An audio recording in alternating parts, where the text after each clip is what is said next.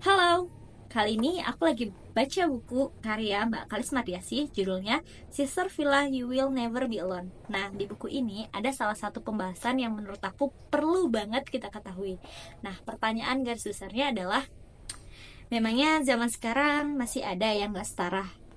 Sudah gak ada lagi Siti Nurbaya alias perempuan yang dipaksa dikawinkan. Sudah nggak ada lagi R.A. Kartini alias perempuan yang tidak bisa menerima akses pendidikan.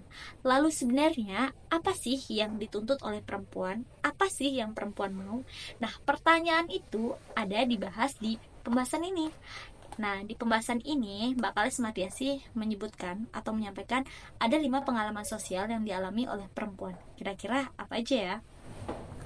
Yang pertama adalah marginalisasi. Marginalisasi adalah pemiskinan yang dialami oleh perempuan dikarenakan peran gender oleh masyarakat. Nah, di sini aku kasih contoh adalah kita punya satu keluarga, dia punya anak laki-laki dan perempuan, dan mereka berdua sama-sama ingin melanjutkan pendidikan di jenjang kuliah. Mayoritas kebanyakan masyarakat akan berbondong-bondong, antusias dan semangat untuk memberikan pendidikan atau rela memberikan seluruh tabungannya untuk memberikan akses pendidikan terhadap anak laki-laki.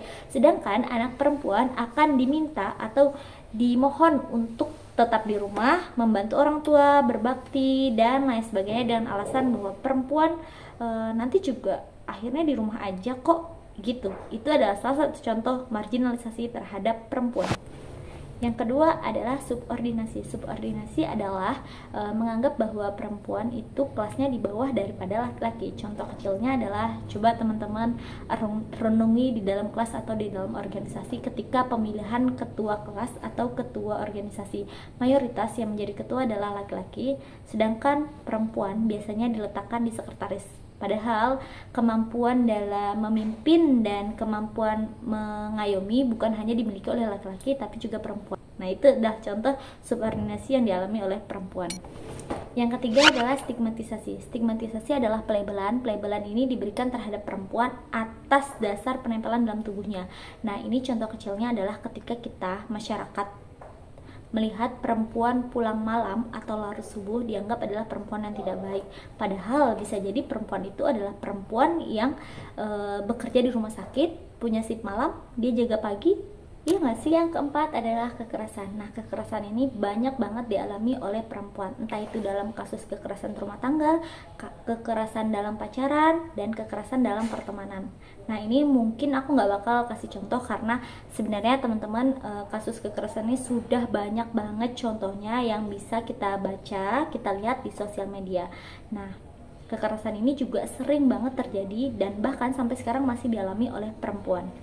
Dan yang kelima adalah beban ganda. Beban ganda ini adalah pekerjaan yang diterima salah satu jenis kelamin lebih banyak. Nah, biasanya ini perempuan. Contohnya adalah ketika perempuan atau istri memilih untuk bekerja, istri yang produktif, maka dia akan diberikan tanggung jawab. Yang pertama adalah pekerjaan rumah, semuanya harus beres. Yang kedua adalah pekerjaan di luar rumah, yaitu pekerjaannya. Padahal bekerja di dalam rumah atau pekerjaan rumah adalah kerjaan daripada dua individu, baik suami ataupun istri. Nah, begitu salah satu contoh beban ganda yang dialami oleh perempuan. Coba kita lihat masing-masing di sekeliling kita, apakah ibu, kakak, atau kamu sendiri sebagai perempuan mengalami yang namanya beban ganda.